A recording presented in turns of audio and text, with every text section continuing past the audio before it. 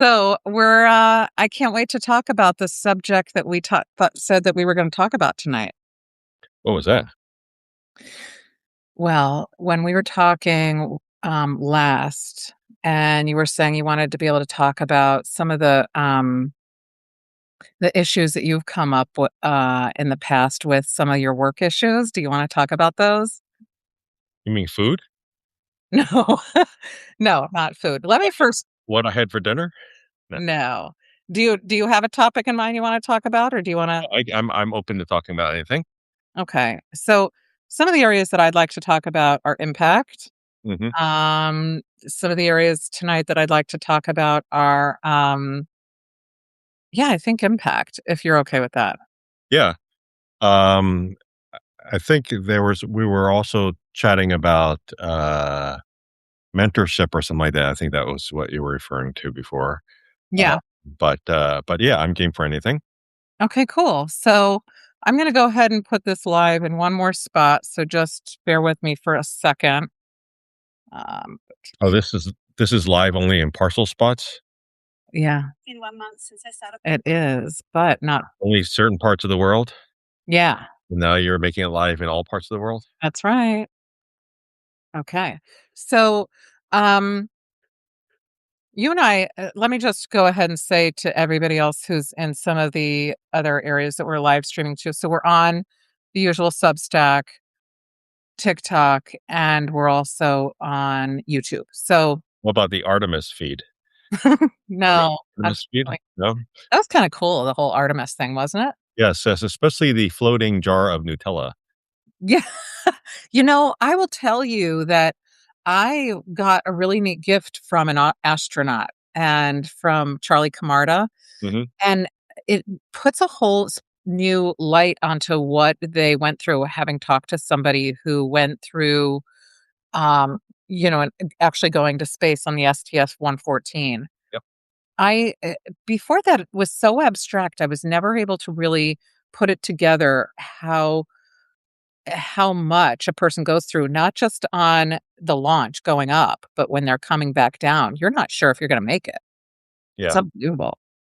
Yeah. So, I wrote, I've talked to Scott Kelly and Mark Kelly, and I, wrote a couple articles, or at least one, in forums, about Scott Kelly's experience, and I remember one of them was also telling me about, some of the things in space that you don't think of, that are complicated, like brushing your teeth. Like what? Normally, you we're brush your teeth. mentioning that. No, you normally brush your teeth and you Yeah. spit out, but that will be problematic for everyone else in the space station or in this the rocket or what have you. So one of them mentioned that you actually have to swallow your toothpaste after you Oh, brush. is that right? You have to swallow your toothpaste if you're in space? Yeah. Wow, that's crazy. I didn't know that. There's so many mysteries about flying that we don't end up learning about. Yeah, I mean, it's very different in terms of, you're in that zero G environment. And also, I've heard that when you actually see the Earth from space, you get a completely different perspective on life. Um, Everyone said that I've talked to. You're right. What yeah. did you hear when you talked to Scott Kelly about it? Well, I heard that it's basically, it helps you put things in perspective because you're actually seeing things at a different scale. Because you're seeing Earth, and then and apparently you're thinking of like the billions of people on Earth, and you'll see the sun and all these other things. I guess you shouldn't be looking right into the sun. That probably be bad. But it changes your perspective, and you realize how everyone's part of this kind of connected ecosystem, and that a lot of the concerns that people have from a day-to-day standpoint are so small compared to Yeah. everything that's out there. Um, so obviously, I haven't talked to every astronaut out there, but I've talked to a handful of different astronauts, and they all say that being in space helps you realize and put things in proper perspective. Yeah. And a lot of the things that people argue about or worry about each day seems just very trivial by comparison. Uh, Yeah. yeah. You know what's interesting that I heard is that you see the world and there are no dividing lines so that you would see in terms of countries and borders. Yeah. And that was interesting. The whole perspective of that it's just one. Yep. Yeah, you're right. It's there used to be so much talk about astronauts and space and all of that, and then it sort of fell off that nobody start was talking about. I'm hoping that the Artemis trip is gonna get people more excited about space again and, astronauts. Yeah. So it was a very unifying thing, I think, in the space race in the 60s and the goal to get a person on the moon, which happened near the end of the 60s. And then I think there was a lot of also enthusiasm with all the different Apollo missions, and then the space shuttle came around, et cetera. But I think one of the from just observing, it seems like one of the challenges is there hasn't been a very clear set of defined goals with the rockets and all those things like that. Sure, there was like the space station. Oh, Uh, I think that Bruce oh, there we go. okay, you froze for a second, Oh, I did, okay. or maybe it was me. One of us. Who knows? One of us froze, or maybe it was the Earth. The Earth Yeah, froze. Um, so yeah, so I think that's helpful because I think it helps. Larger goals help bring people together. yeah, And larger goals in terms of advancing people, humanity, the world, nature, and all those things like that. I think there's a need for that. and I'm so glad you said that because that's kind of why we're on here. You have been I'm gonna just tell people a little bit about you. So, Bruce Wiley is an MD, MBA. Are a research scientist as well and a writer for Forbes. You have more than 85 million reads, and you make science interesting and fun for people, which is not an easy feat. And you do this every day. You write for Substack and you write for Today as well. And part of the goal that you've been having is to get the idea that science is accessible, it's interesting, it's funny, it's fun. And I urge people to check out Bruce's writing because um, he really does have a way of making science fun and interesting and talking about topics that are things that a lot of us don't know about. Like you talked about look smaxing and you talked about bone smashing and all kinds of things long before they became popular in the mainstream, but were sort of on the verge of it. So I urge people to look at Bruce's writing. um, Send in any questions that you have for Bruce because he's the guy that we always go to when we have health questions. He also is doing a lot of research in nutrition. So if you have any questions about nutrition, send them Bruce's way because, um, and if you're on one of the other platforms, I will forward the questions to Bruce. I am an applied developmental psychologist. My name is Deborah Heiser. I am someone who studies aging as well as the things that we have to look forward to as we age. So things like mentorship, giving back, and being generative, and the things that make us feel better as we get older. So I also write for Substack and Psychology Today. So I hope you'll check me out in those places too. So if you have any questions about aging, mentorship, generativity, impact, giving back, send those my way and I'm happy to answer them. So, You know what do you what that I've told a lot of people about, Debbie, is that TEDx talk that you gave a little while back, where you're talking about um, aging, and you're talking about your your um your Substack's called The Right Side of 40, I believe. Yeah, And so I remember your talk was very striking. As always, your talks are all very entertaining and kind of mixed humor, and are very accessible.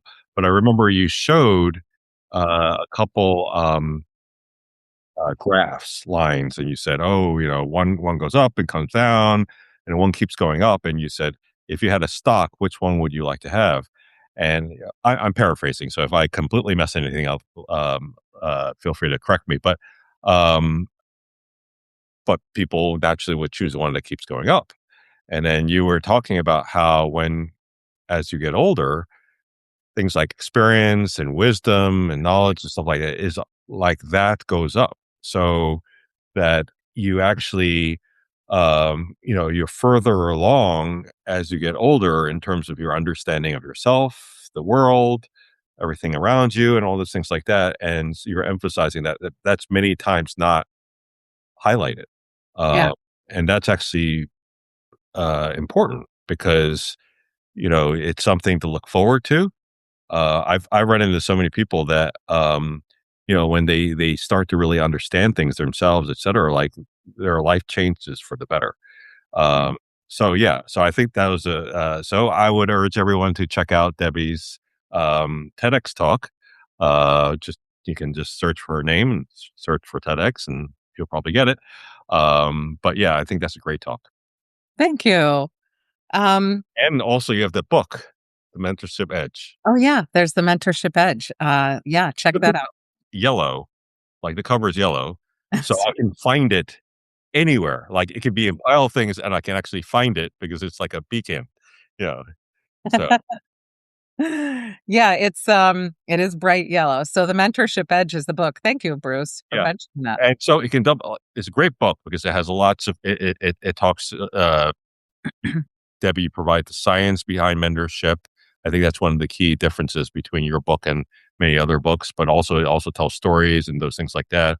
And so you can learn about mentorship, regardless of where you are, whether you're a mentor or a mentee or interested in mentorship. And then it can also double as a beacon because it's yellow. Yes, there you go. Yeah. Thank you, Bruce, for that. But yeah, we're both connected through writing, wanting people to understand more about different areas of our life and science. And it's interesting because you and I have both been involved in, working with larger organizations in many cases, or, just sort of working with large groups of people. And a lot of people lose the, I don't know the phrase for it, but they lose sight of the impact that they make. They lose sight of themselves in the world. There's a lot of box checking that happens. There's a lot of, um, moments when people will say, I need to do this, I need to do that. And it may not even be something that they feel that they need to do for themselves, but they're doing it. They're checking boxes. But along the way, it's like we have impact amnesia and we don't remember what we did. We forget the impact that we make or the people's lives that we changed or even the work that we've done and the impact that that might have made. We're always looking to what can I do? What else can I do? What more can I do? And I think it's really important for us to take a breather, step back, and find out what our impact is. And, you had mentioned mentoring. That's one thing that we do. Um, some of the other things we do are volunteer. When we write, when we help out a friend, when we do something in our community. I mean, there's not a single person I've ever met who hasn't made impact, and 90% of them don't realize they have. And we keep thinking we're going to wait until the end of our lives and we're going to find out what kind of legacy we have. And when we do that, we don't even realize that we don't know where to turn and where to look. So many people will say, I haven't done anything. And it turns out that when you prompt people, you can find out they've really either changed the lives of people they didn't know they changed, or they made an impact in their community that they didn't even realize, or they've done things that really mattered. And that's something that's really important to all of us. I think we all need to feel connected in the world, like our footprint matters, that we make a difference, that one small thing might seem so small in the moment, but they all become a snowball and turn into something bigger, so that by the end of our lives, we usually have a very large snowball that has gone out maybe 6 generations from us that is making impact. So, are you up for this conversation on impact? Yeah, I think uh there are many issues or problems with organizations and different things that are emphasized in society today. So many times organizations they won't like focus on impact. They'll focus on things like, um, metrics that are important for the organization. I remember there was this clinic uh, head, like an administrator for a clinic, um, that I had worked for a little bit, and she was always emphasizing RVUs. What's an RVU? Now, RVU may sound like one of the Star Wars droids, like C3PO or R2D2, but it isn't. RVU stands for Relative Value Units. Oh, And okay. these are things that are used to measure productivity for like doctors and other like health professionals.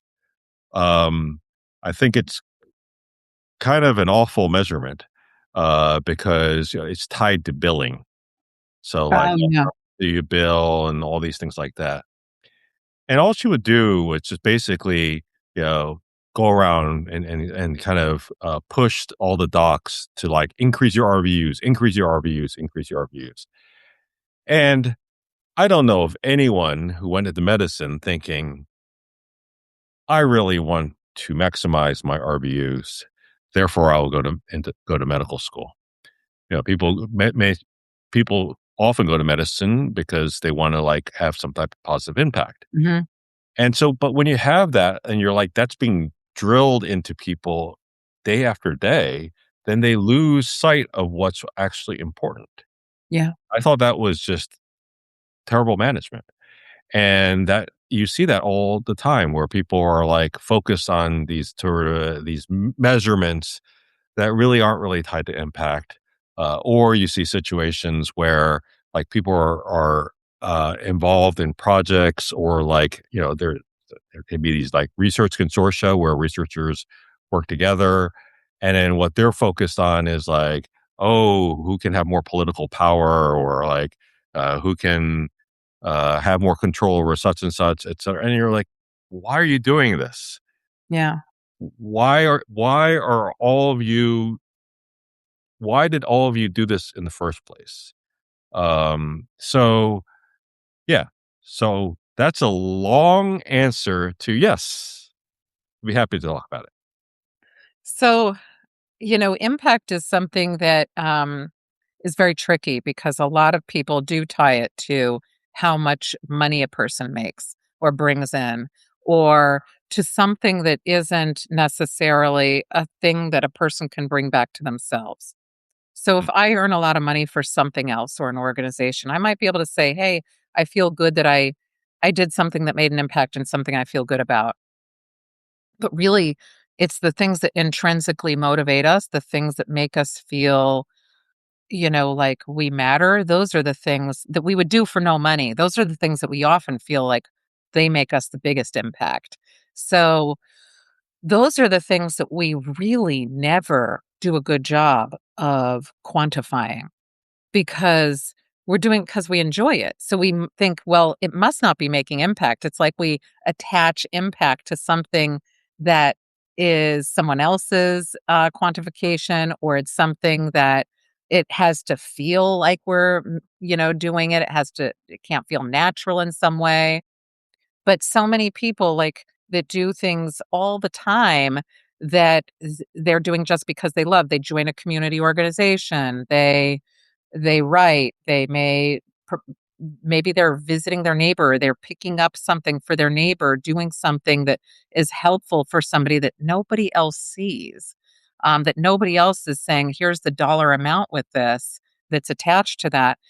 Those are some of the things that when I've been able to take a look at it with people that matter the most to them in the end, because they get to feel like it was something that they were able to make an impact that changed a person's life, even in a tiny way, so that, their footprint felt bigger. We often don't feel that footprint when it's attached to money, that money that we've earned for something or someone, unless we're donating that can make us feel good, but it's when we're doing it for something that we care about. So work often makes us feel like impact is only attached to work. And it's very detrimental to how we end up looking at it. At the end of life, it can make a person feel like there's a sense of crisis, like I haven't done anything, when really they've done way more than they could ever imagine. Yeah, that's the stuff that you actually remember, and that's the stuff that's actually satisfying. The impact you've had on other people, the world, what have you. Yep. It's interesting because I was just talking to another person about you, actually, and we were talking about Nice. how were your ears ringing? Um, but we were talking about how much you help people. Like you just do it. Like somebody says, "Hey, can you give me some advice? Can you give me, can you talk to me about something I don't understand?" And you do it. And I was saying, "Wow, that guy makes more impact in like a year than most people make in a lifetime because you're always doing something that can either make a person feel like they have an answer, they can move forward with something, they can do something with that, and that's impact. And a lot of people don't realize how much friendship makes impact in the world. How that is something that's really super powerful for us. That if we can take a look, sit back and say, where do I make my impact? Wow, I help my friends, like my neighbor who shovels our driveway every year, when it snows, every time it snows. He's making impact. He's not just doing a good deed that goes away. That lasts. Then I remember him and I say, "Oh my gosh, that's the nicest guy in the world." And, maybe he saved us from having to do something else, but it doesn't have to be that you cure cancer to make impact. It can be that you make a community feel tighter. Well, I can say the same thing about you. Um, I I think I've said this many times uh, to you, and also to other people about you. So you have a talent of connecting people. You have a talent of connecting ideas, also connecting people. And many times, what you'll do is you'll say, "Oh, I've seen it in action." Um, in real time and in slow motion too. So, where you'll hear someone talking about something, and you hear someone else talking about something, and you say, "Hey, you two, looks like the two of you have similar interests," or and many times you'll actually help define it, because sometimes you'll have there's be a person in one profession here and another person in a totally different profession, and most people will see they won't see the connection. It's not like one person makes hot dogs and the other person makes hot dog buns. That's an obvious connection. You get the dog in the bun. All right, that makes sense. But there are situations where it's not obvious, but you can actually see the connection. And I've seen this many times. You'll just say, "Hey, you guys have this similarity. Maybe you guys can work together, etc." That's an example of the type of impact that can multiply, because it just can percolate down and down. Because if two people get together and they start doing some stuff together, then that produces new things that helps other people and those things like that. So I think there's many different ways to make an impact, and I think that's a way that you consistently make impact. And also, I think people do that all the time, right? So people All will the connect. Social circles will like connect. So people will get to know each other that they wouldn't normally have come across each other, and then so that's having its impact. Or like, you never know, you introduce people, they may actually get married down the road or what have you, and they can thank you for that or blame you for that, depending on how the marriage turns out. But things like that, so people can have that impact as well. So there's many different ways of doing it. There are, if I were to think of all of the different ways that we make impact that are out of the box, and thank you for those compliments, by the way, that was nice of you. Um, There are all kinds of things, like you mentioned, setting up the party planner. Who's the party planner that you know? Everybody's got a party planner friend, right? Mhm. Somebody that's always doing everything, and if they're not around, nobody's getting together. Yep. That's impact. It's the person who is starting one little bit of kindness that's getting spread around. So, like my neighbor who always shovels our driveway. Well, that makes us want to do nice things for other neighbors. Yep. It starts a snowball. And I doubt my neighbor ever sees it, but, um, it does happen, and, some of the other things that we all do that no one ever takes consideration of is maybe you're in somewhere and somebody needs something and you help them out. Could be Mm. small, it could be, if you're at your local park and somebody needs something or you need to figure out something for somebody and you take care of that, giving structure to things, helping to, allow things to have a place in the world, meaning that if it's too chaotic, it'll never happen. Those little things that we do all the time, people do it in all of their faith-based organizations all the time. They're doing outreach. Every person that, communicates with their mail carrier, everybody who does something that allows a person who may be lonely to feel connected in some way. Um, Joining the community organizations like Rotary, Lions Club, Chamber of Commerce, the library, all of those things are actually impact that feel like we're doing it for ourselves or maybe for, some way to get connected, but are actually making impact for other people. That reminds me, and I think I know you know who I'm talking about. We have a friend who is great at really pulling people together to, hosting gatherings, Is or in person. And I still remember when that friend was busy with some other things. Everyone was like, "Oh, wait, um, we're not having these gatherings." And our friend was like, "Well, you guys can gather together." And they're like, right. almost like lost. They're like, "How do we do this? How do we get together?" Because they had gotten so used to our Yeah. friend gathering everyone together. Yeah. And of course, our friend is very talented at doing that. But, but it goes the impact was so apparent because when our friend had to step away, suddenly, like, n the Nobody could do it. yeah, no one could do it. So, yeah. And sometimes people think, well, that's a failure in the end if that doesn't happen, but in fact, that is that person. So I'm gonna call this person out. This is Dr. Susan Bernstone, and just say what she did because I think that other people may have done something similar and they wouldn't know what this is. That this is actually true impact. So during COVID, immediately when lockdown happened, she she said, I'm gonna set up a Zoom meeting for people to come on Saturday nights. And this went on for more than 5 years. Every single solitary Saturday night, she opened up the Zoom room, and hundreds of people came on in the beginning, and towards the end of the 5 years, people would come in and out. There was no structure in terms of who or how people came in. They just came when they wanted. And she just finally ended it officially.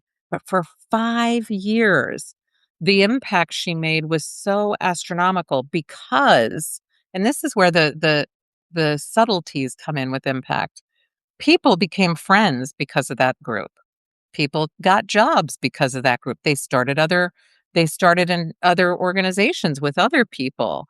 They all took a component and enhanced their life because of that Saturday night group.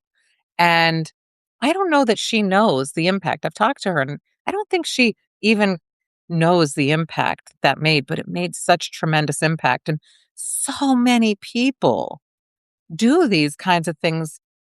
They might do it at work. They might be the gatherer at work. Everybody knows somebody at work who's always making sure that things are happening. Everybody's gathering together. There's always that friend that's the one that puts all the gatherings together, and that is impact that goes beyond that one group meeting. It might change people's lives, might make them feel connected. They might have new job opportunities. They might have new relationship opportunities. People started dating from that Saturday night group. So that was kind of exciting to see. That's impact. So I think that there needs to be a definition of impact that includes some of these things that we do subtly so that we can better quantify it for ourselves. Yeah, that makes sense, because I think that, many times that type of impact is overlooked, but it's actually many times more significant than the impact that's being quote unquote measured. Hmm. And you've got to measure it correctly too. Like I mentioned with the RVU things, you don't want to go in and say, "Oh, my doctor is very good. My doctor really has a lot of RVUs." Don't do that, right? I mean, but like, a doctor can actually say, comfort you when you need comfort, and that's impact. But Yeah. unfortunately, that stuff isn't measured. No. Yeah, we don't measure that comfort. You're right. Yeah, yeah, How important is that, though? What you say is so important because there was it Spitz, I think, that did the hospitalization studies where you can treat an individual. They did that with the babies who were, in orphanages and they were dying, or suffering, not thriving because they were getting all of the physical treatment, that they needed, like diapers changed, everything else, food, but they didn't get comfort and care, and that was what made them stop thriving. And we that's one of the biggest impacts that we don't even measure. We take it for granted. yep. One thing that's, if you've gone through life long enough, there are certain moments that you remember, or someone said something to you, and Yeah. you remember it because it changed your life. It changed the way you're thinking, or it was just very meaningful for you. That's impact too. Someone can be in the right place and say the right thing to nudge you a certain direction. Um, and I think, everyone I've talked to has that. They can Yeah. remember certain things, um, or, one of my friends once mentioned that, like, when you have an illness or something like that, you remember everything. You remember how the person at the door treated you, the person um, at the desk treated you, in a clinic or what have you. And if it was positive, they're going to have real positive. Of course, on the Yeah. flip side, if someone were rude to you or not nice to you, like, then you can have the opposite, negative impact. But yeah, all Yeah. good. Important. I think, you're so right. You don't want to make a negative impact. The other thing with regard to impact is when we're quantifying it, um, we can do that. I think that most people don't know that that's even possible. Like, if I were to sit down with you and talk with you or somebody else, I could probably get through and find out all sorts of things that you've done that have made impact, and that could be quantified. You know, we did that with the mentor project without realizing it in the beginning. We were quantifying, you know, the the hours of mentorship and how much that would have equated to, the financial, how much it would have been that somebody would have paid for that had it been a service that was a fee for pay. And we were able to see that we did $3.5 million of mentoring hours in a year minimum. And that was simply by saying, well, how many hours did you meet with a mentee? And we were able to figure that out pretty easily. So if I were to sit with you right now and I said, Bruce, um, what are you doing tomorrow? What am I doing tomorrow? Yeah. Why? I know you're somewhere. What are you going to be doing tomorrow? Well, let's see. I might be eating some breakfast, maybe eating some lunch, some dinner. That's not what you went. No. No, So why did you go all the way to where you are? I'll be giving a talk. Yeah. And Yes. who are you talking to?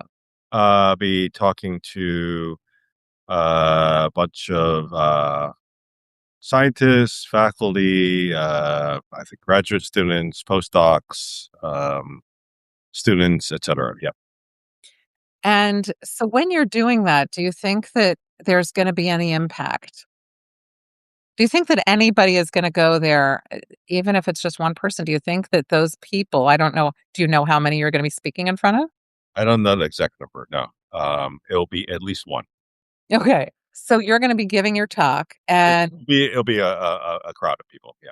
okay, so you're gonna be giving a talk to a crowd of people for maybe, what, an hour or so? I don't know, yeah, maybe. So you're gonna be giving a talk to a crowd of people.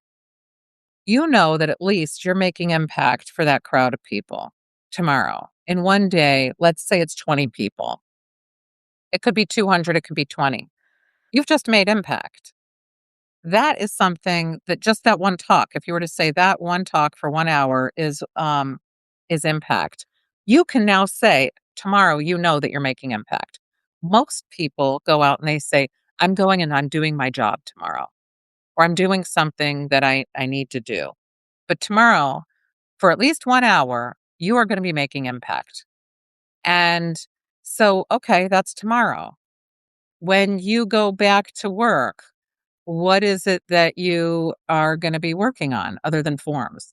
So if I meaning if I get up and talk and then say they all throw tomatoes at me, then I've made an impact, right? Yeah, you have. Because they're exercising their arms throwing tomatoes. Not just the talk, but you'll have sauce. Yes, yes, I've created sauce. Yes. Okay, I never didn't think about it that way. So you gotta think Yes, deeper. exactly. You're a small thinker, Bruce. Or like I'm giving a talk and then there's this huge hook that's pulled to pull me off Yes. the stage. Then Yeah, I'm actually giving that person a purpose to pull yeah. use the hook to pull me off the stage. Then you clearly impacted And people. I've clearly created an impact. Yes.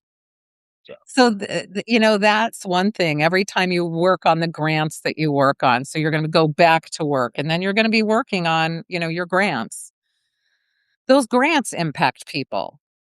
So every time you're getting a grant, writing a grant, working on a grant that people are involved in, or that you're writing a paper about something that you did with your grant, how many, just tell me, how many scientific papers have you written approximately? I know you probably can't even count them. well, so that's interesting to say. One of the things that we try to emphasize in our center is that um, you know s- sure we apply for grants to get funding to then support uh, the salaries and fringe benefits of all the personnel and all the resources that we use, computers and all those things like that. And then when we publish articles, it's to help disseminate the information or the knowledge. But what we always try to do is emphasize, you know, an understanding of what the impact of the work that we're doing or what we're trying to do. Because here's another thing. Like many times, oh, people will talk about the grant money or the publications and those things. Those are just happen to be kind of markers or things to facilitate the work. But what's really actually important when it comes to scientific work is what are you actually doing? Oh, So yeah. you can have impact in several ways when you're doing science. So one is you help people understand the world better, different things in the world. And Yeah. I remember we started off talking today about, you know, making science relevant to everyone. Mhm. Science is actually about describing the world. It's about better understanding how everything in the world works. And it could be anything. It could be how the atmosphere works. It can be how our bodies work. It Yeah. could be like how animals or the ecosystem works. It can be, how to make hot dogs, Yeah. all of these different things. And, or what's in a hot dog. You don't want to know what's in a hot dog. But anyway, um, so you're making so that's one thing. You can have impact in terms of helping everyone really understand the world better. Another way you can have impact is you are developing or designing solutions to problems, Yeah. ways to help people do more things. So we do a lot of AI work, artificial intelligence work, and computational work. So what we're trying to do is develop different types of um, tools and approaches to help decision making, help answer questions, help provide information, and those things like that. So I think it's important to focus on those type of things, like and every well, not every work, but most work out there has a positive impact, Yeah. and so there needs to be more emphasis on that because that's what can get you up in the morning True. do stuff. Again, you don't want to say, "Oh, okay, wow, I can do more RVUs today." Yes. um, but instead, like, what who can you help? Who can you Yeah. happy? Who can you better inform or help Yeah. them their problems or all these different types of things. So I think there should be more emphasis on that. I agree 100% with you. And, you put this in the right direction because I was asking you about your papers, which you have a bazillion papers. Each one of those makes impact. But I remember back working in aging in the 90s, um, it was the Wild West, and nobody talked about it in mainstream. And so all the journal articles that were being written about, aging issues and things like that weren't making it anywhere. Mhm. And it took people to say, I want to make impact outside of my narrow field. It's good to make impact in your field. That's a good thing. Yeah. But you can always broaden your impact. So then people started taking that and moving it um, beyond just the academic journals. I know you do that. And that's one of the reasons why it's so important for people in different fields to move what they do and say, okay, I know I make impact here. You could be in business, you could be a teacher, you could be no matter what you are, you can take it and then put it into so that somebody else can see it in a new area. And, social media nowadays has really helped with that so that impact can be broadened from one area to another and more people can know about it. But science is definitely one of those things that needs more of that, and that's impact, though. It's just spreading what you have already done out into the world and in a new area. Yeah, I think there's more need for that because and in some ways th- there's been a lot of going the opposite direction in recent years where you know there's too much jargon being used and so people so it sometimes the work can be seem like it's separate from reality. Yeah, But in actually, oh, you can take any type of science, a lot of the science that's being done out there, and show this is what it's actually affecting. yeah. And again, that applies to all kinds of fields, but I think science, especially, I feel that there needs to be more of that. I agree with you, and I think that the world is ready for that right now, but part of that is I think people will be more receptive to it when they can start to see their own role and impact. Yeah, How they are making things happen. It isn't just one extra thing I have to do. Oh, this is more work for me um to go out and either put something in a new place or do something. Every single person, like we're here right here on social media right now. Every person who's in a has a social media account and puts something out there, you're making impact. You're getting people to talk about or think about things that you necessarily wouldn't have before. This is the ripe opportunity for us to be able to think about impact, think about what we can do. How can I take what I've already done and move it beyond what I've done into more? Because as we grow older, we're really we're primed to want to take that impact that we've already made and make sure it makes it as far as it possibly can. To see, and that's hard for us to do, but you can get a glimpse of that if you're on social media. You can get a glimpse of that if you write and you see how many people read what you wrote. You can get a glimpse of that if you're putting yourself into a community and a community can quantify what's been happening or changing and you can see things happen and change in your community that make a difference. So, I think that right now one of the things that we really should be doing is trying to look at ourselves and asking ourselves, What have I done lately? What do I wanna do? What do I wanna be known for? What kinda impact would I wanna be known for? And am I doing that? Or have I already been doing that? Or, what would I need to do that? Yeah, I think, I remember, what was it? I was talking to a musician once, and that musician was talking about how, a musician also writes or wrote, certainly wrote, continues to write music, and mentioned that one of the most satisfying things is to see, you know, people enjoying the music. And that's an example of impact where It is. I think that's different from, uh, th this musician is known by people, and, but that was the musician said that was never really the motivating factor, Yeah. like fame and that kind of stuff, so It's interesting. I was just meeting with a physician today, and there's a high school student who wants to be fame able to or musician, what? A physician. physician.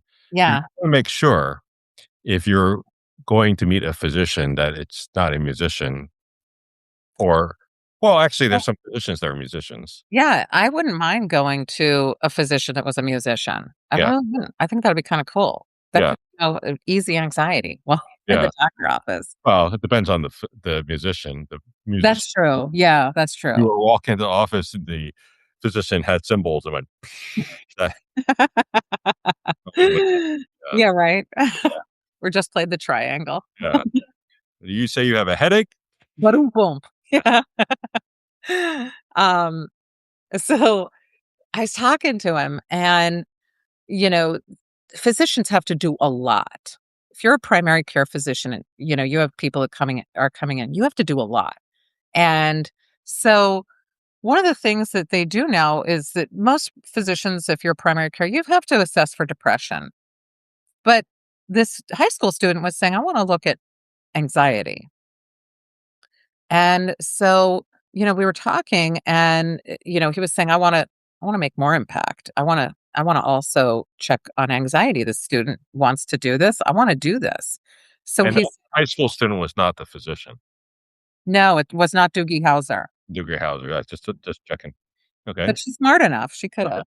have. But so the interesting thing is, this student wanted to make impact and reached out and she was finding that she's able to do something that felt unachievable or unattainable. Like most people can't just do something like that, go in and say, I'd like to have a doctor implement a new screener. And he said, yeah, I'll do that.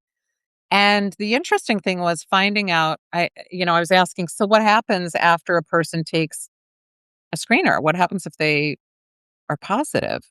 Sometimes physicians never know whatever happens. Do they follow up? Do they go see somebody? What happens? So the interesting thing is this doctor does, but the ability to quantify that and see what happened with them and are they getting treated? Are they getting followed up? What is happening with this aggregate group of data?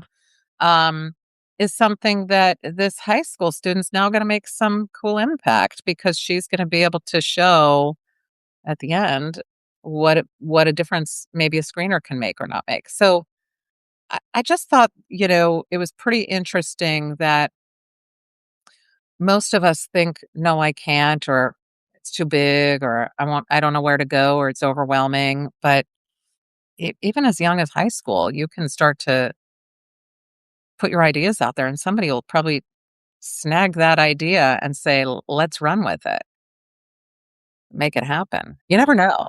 You can make an impact at any age. At any age in an area that you think is already saturated, Mhm. and in an area where somebody would say, "That person's already so overwhelmed and overloaded, they'll never help, they'll never wanna do it," but that person also wanted to make more impact. Mhm. You think about a physician who's seeing somebody and they're already making impact and making them better when they don't feel well, or helping them to not get sick, by helping them to do more healthy things beforehand. And then that person says, yeah, I want to make that impact too. Um, it's just, it, I think that all of impact is about connecting. It's just, connecting with people and saying, this matters to me. How about you? And you're going to find that magic person that's going to want to do something with you. Yeah. Well, there are a lot of indications, right, these days that people feel disconnected. Yeah. People don't feel connected to each other or to society or what have you. And I think part of it is that um, we've strayed away from, as a society, when I say we, I don't mean the royal we, um, but strayed away from like, well, what actually matters? Yeah. And everyone wants to feel like their life matters. And so people want to feel that their life matters, and people also want to feel connected to people. They do. Yeah. So this is a two-in-one solution. It is. You know, I started to really look at impact after the mentor project. So both Bruce and I were part of the mentor project. I was running the mentor project for about 8 years, and Bruce was part of it for at least five, like probably 4 or 5 years. Um, but the one thing that stuck out the most is that people who you would never imagine, that you would say, this person made so much impact, they're good to go, they never have to do another thing in their life, like you, Bruce, like astronauts, like other people who've done amazing things, they all didn't think they did enough. They wanted to do more, and they all wanted to connect. That connection was what makes most people feel like you make impact. You get to see some reaction that another person has. So learning that from the mentor project, I decided I wanted to really take a look deeper at impact and how generativity fits in with that, and how we can take the idea of connecting individuals and quantify impact and make our own legacy tree, so that you could be 17, like the girl that came in that I met with today. You could be 17 and working on your impact tree. But even if you do something like you go to space, like you're an astronaut, you're not done. You get to then make more impact. And so mentoring, philanthropy, volunteering, connecting people, doing things in your community, being involved in your community organizations, writing, speaking, um, all the things that people say, that they may want to do. Maybe you're a performer. Maybe you're somebody that does something like you sing at places, anything at all, shoveling for your neighbor, when it snows, being able to quantify that and put that on a piece of paper where you can see it and how you connect in the world with other people allows you to see that your impact isn't just here. It connects you, like, I don't know, kind of like the 6 degrees of Kevin Bacon, like from Kevin Bacon, but it puts you in the world so you can see, Bruce's connections. Who do I know? Or where have I connected with Bruce's, or things like that. And I'm really excited to be working on that, because I think that it's one of those things that if we all find out how connected we are in the end, we'll be able to feel really satisfied and fulfilled at the end of life. Like, hey, I really do see that I did a lot more than I ever could have imagined. Is it 6 degrees of Kevin Bacon? I guess it's 6 degrees, not I five think it degrees. is. No, I think it's 6. The six? Okay. All Yeah. right. So the argument is that everyone's connected to Kevin Bacon by Yeah, he's everyone's legacy tree. Yeah, the Kevin Bacon legacy tree. that's a pretty big tree for Kevin Bacon. I know, Yeah. yeah, he didn't e I don't think he even knows that he's the heart of all impact. Yeah. Yeah. So Yeah, I think that that makes sense to have that legacy tree where people can see what they've done because as you've mentioned, as we've discussed, it can be complex. You don't realize the full effect of doing something. It's what the so-called butterfly effect, where you do something which seemingly is may not be big, but then yeah, down the road, it can make a huge difference. Yeah. Uh, and so you're talking about a way to kind of having a better sense of that, um, which I think would be valuable for folks. I'm hoping so. It came about because I was having a conversation with Bob Lefkowitz, who is the 20, I don't remember if it's 2012 or 2013 Nobel Prize winner in chemistry. And he was like, "Man, I'm just a guy from the Bronx. How did I become the Nobel Prize winner? What happened? How could that possibly have been? Why me?" And um, so he made up his own legacy tree where he put in his mentors who were above him. And the interesting thing was he couldn't really think of the mentees. He only knew of one mentee that he put down like one mentee, and that mentee happened to get the Nobel Prize with him. They were co-winners of it. Um, but he published it. He made up what looked like, when you go on to ancestry.com and you see a tree of all of your relatives. Well, he did it with all of his mentors. And this legacy tree was just mentors. And then he published it in a journal and went to a conference a couple weeks later. And when he went, somebody came up to him and he said, "Hey, I'm 6 degrees Lefkowitz." And he said, "What do you mean?" And he said, "Well, I read your article." And Was it Kevin Bacon? yeah, it was Kevin Bacon. Well, no, Kevin Bacon was at the heart of the tree. He was the reason Bob Lefkowitz, um, ended up becoming a Nobel Prize winner. Yes. He just didn't know it. That it was that role in Footloose that helped him get the Nobel Prize. No, anyway. Exactly, yes. Everybody's gotta cut loose. So, he, this guy said, so Bob said to him, "So tell me what you're doing." And he told him, and it was what Bob started.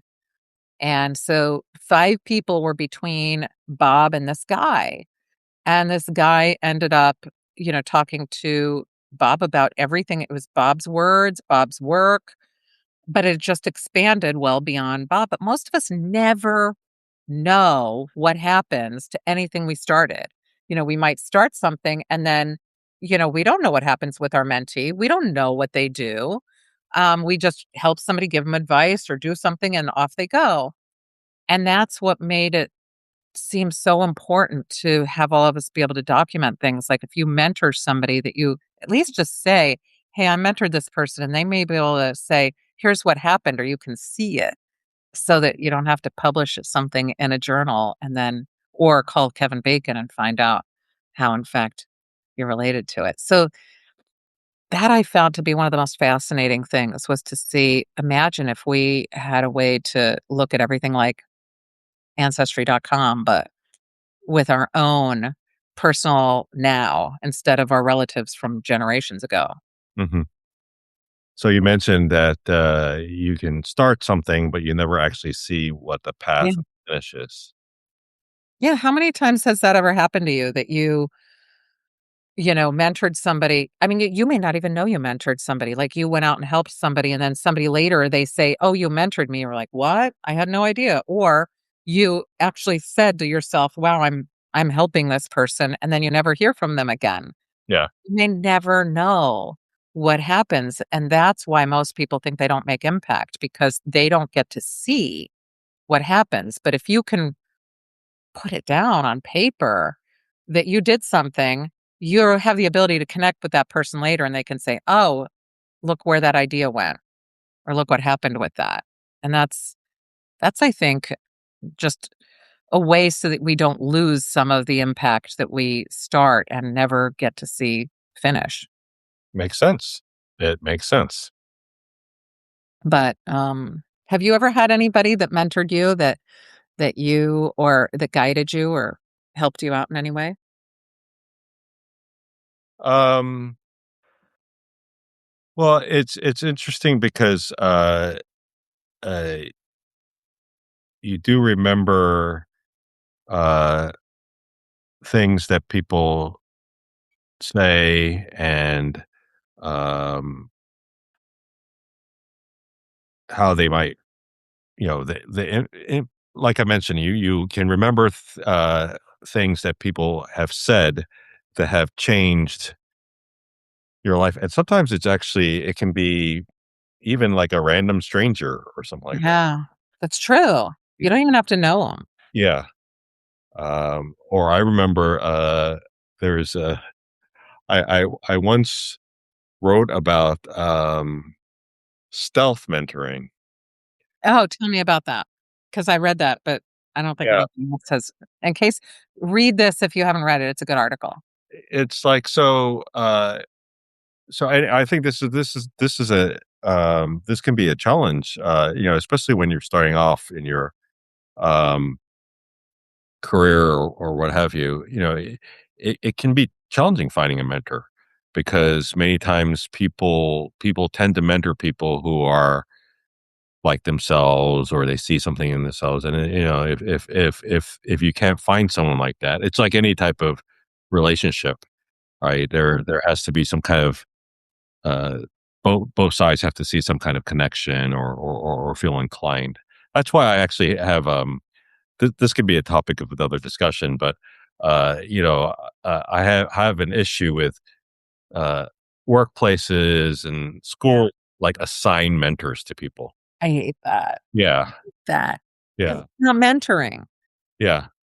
I remember I was assigned an advisor, in school once, and, the advisor had no idea of my interests. It didn't seem interested in that, and then basically said, "Oh, okay, I'm supposed to advise you. Here, why don't you take this course, this course, this course, this course, this course?" Just like look at the course catalog, and I said, "That's 9 courses." And he said, "Yeah, what's wrong with that?" I said, "Well, usually in the semester we take 4 courses." He had no idea. He's like, "Oh, okay." And it's basically, so just going through emotions. Yeah. But, um, so I think that can be challenging. So, to find a mentor. And so when people are in that situation, what do you do? Well, you can actually get stealth mentorship, meaning if you're around certain folks and they haven't agreed to mentor you, or maybe they don't even want to mentor you, you might actually still be able to pick up things from that person by observing how they act, seeing what they do. It's just like that. Another way also is, if someone is getting mentored by someone else, like I had a friend who got like a lot of mentorship, and my friend would tell me what his mentor told him, and then I would learn that through him. So I would indirectly or get stealth mentored by the other person. It was actually meant for him. So there's different things that you can do, but Right. to bring that back to impact, that shows you can actually have a broader impact than you actually realize. Yeah. Most people, I love that you brought up work Mhm. because most people, they say they get assigned a mentor or whatever, and it becomes a burden. It's really not mentoring. It's just a word that sounds better than saying you're an advisor to somebody. Yeah. Um, but if you are able to see mentoring outside of the work, as part of your job, it's more intrinsically motivated. Yep. That is what really helps you to see the impact that you can make as opposed to the impact for your company versus the impact for you. So, a lot of people who are at work, and are organically mentoring, because they like people or they're connecting in some way, um, they do it and they're able to see a little bit of that impact they're making. It would be great if it could be quantified, but, for the most part, people will help people lateral to them. There's no threat to telling your boss you don't know what you're doing or, something like that. Um, but that can happen. So that's why you needed stealth mentorship or you needed those kinds of things because first of all, when we were younger, they really didn't talk about mentoring. Um, and so people weren't even primed to do that. But when you have the assigned mentors there, if you don't like your mentor, first of all, that you're assigned, which isn't really your mentor, you can't tell people I don't like that person. There's all kinds of, protocols in place, and you're seen as like you can't get along with people, things like that. There's just a lot of taboo and a lot of stuff, and a lot of baggage that comes with that. But if you don't have that, it feels instead of burden, it feels like impact. And if you're able to, um, find a person at work that isn't directly related with your work that you can connect with. You'll likely get, like you were talking, like that indirect mentorship. Your friend was getting mentored and you sort of stood next to your friend and were getting the mentorship at the same time. Um, you won't have to do as much of that. It's there are little things that people can do in companies, like have bring your own lunch to something, and people get to go and talk informally with people. Um, people can start to understand that reverse mentoring is really important, that you can learn from people who are newer. It's just that people aren't understanding they're able to get something from others that, they're seeing people in a transactional way. And if that can be removed, that can bring more impact. But you're super right about like the stealth mentor and people you don't even know of. But I know that you have mentored a lot of people. I've seen that. And I know that just through the mentor project you did, but also I've seen you mentoring with friends and other colleagues all the time. And I think that most of us, if we ask a friend, can you tell me where you've seen mentorship in my life? They're able to tell you where you can't see it. They can point it out. Like I could say, "Hey, I remember this friend mentored you in this case." And you might be like, "Oh, I was so engrossed in whatever I was doing, I couldn't see that." Or, "I remember when you mentored somebody in this and you were like, I didn't even I didn't even realize I was doing that." Most of our friends can point out all of our amazing qualities. And so I would just urge people to ask others, "Where have you seen me mentoring others or making impact?" And they'll probably be able to tell you. Yep, absolutely. Where can they find that stealth mentorship article that you wrote? It's in Psychology Today. I have uh, I write regularly. It's called "Funny Bone to Pick" is the column, and so that was from I think a few years back. Are your dating articles under Funny Bone to Pick also? Yes. So Bruce, you became a dating expert. That's according to some articles and Google. But yeah, I write about different things in a funny bone to pick about work and professional and personal things, and I happen to write some things about like dating um, and relationships and things like that. And then, yeah, and I've been called a dating expert because of that, but I don't know if that's necessarily the case, but it's fun, and I like to talk about different types of trends in dating and relationships and those things like that. Did you ever think you'd be making an impact in the dating world? Oh well, life continues to surprise me each and every day. So I just think it's such a good example of somebody who you worked in finance, you're a physician, you do research, you run a consortium at a university, and you think that people can't move outside of their specific track, but there you are writing as a dating expert. That's kind of cool. That's so like off track from like the work at your consortium and other things. But there you are making impact in the dating world. It's so funny. well, oh yeah, hopefully positive impact. If I can uh, help one or more people see things in a different way. That's the hope, or at least keep them entertained. So that's the hope. Yeah, they are entertaining. Everything you write is entertaining. So if you're looking for where the trends are, Bruce is going to find the intersection between science and where the trends are, like he did with looks maxing and with bone smashing, which I learned from you. That was crazy. And it's actually a thing. And you wrote about it years ago, and they're just talking about it this past year. Um, but the biggest thing I think that is you're never done making impact. You're never done doing new things. It doesn't matter if you feel like you're pigeonholed in one kind of job, you can do anything and make impact in any area. And um, I think that most of us are making more impact than we could ever imagine. So talk to your friends, ask them, what have I done lately? So, what have I done for the world lately? Absolutely. I think everyone would be a bit surprised, pleasantly surprised, unless if you've been causing negative impact everywhere, then you might want to stop what you're doing. So, Yeah, you but might not have friends to ask if that's the case. causing a, There's no worry there. causing a wave of destruction all around, okay, then you may want to cool off and do something different. But I think a lot of people are. It's the opposite, where they're Yeah. probably doing a lot more than they realize. And again, I think it's about what is actually being looked at and measured, and there's not enough talk about this. So I Mhm. think you're on to something, Debbie, that you really need to um people need to understand it better.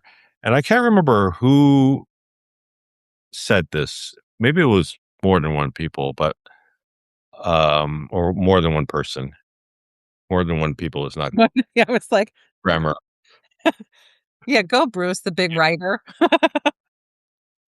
I need I need Grammarly in my voice. You need Uh, Grammarly for your talking. More than one person, that's corrected, um, said something like, you can't fix or you can't fix what you can't measure," right? Oh, I like that saying. You can't fix what you can't measure. Yes. So That's a I good can't one. remember who actually said that. Might have been more than one person who said that, multiple people who said that. But I think that also applies here. You can't appreciate what you don't necessarily measure. Yes, you're right. You can't appreciate what you don't measure. Yeah. You're so smart. That's a great way to put it. So, uh, it's that as well. And then if we look at again, we go back to like, what do we measure every single day? This is another exercise you can do. You can look at what you are measuring or other people are measuring for you in a given day, Yeah. and then you can list it out and say, okay, is this what you really want to go for? Is this really what you want to feel about yourself? And I think many times it's the answer is probably no. Yeah. And are you measuring the things that are actually important to you, like the impact you're having in the world? Yeah. And many times it's probably not, right? Yeah. Yeah. You're right. Remember the movie Office Space? Um, Hmm. it was Remind me. it was a movie where they were uh it was sort of poking fun of all the things that go on in the office, and the main character was his supervisor kept asking him to fill out these TPS forms. What's a um TPS form? I don't know what it was. It was just something, Okay. and that was and that I think became a meme, and etc. And so I think the main character was saying, again, I may be paraphrasing incorrectly, but the main character was saying that he didn't want to like just spend his whole day filling out TPS forms. And so that's an example of, well, he was being measured by how many of those forms he could fill out. Yeah. And that's not going to resonate with anyone, No. unless you're a TPS form yourself. So, yeah. So maybe you can do everyone can do this exercise, list out the things that you're being measured That's a great idea. each day. And then you look at it and say, does that really capture what I'm doing and who I am? And if that's not the case, then find some way to measure the things that you actually care about, like impact. Uh, Yeah, you're totally right.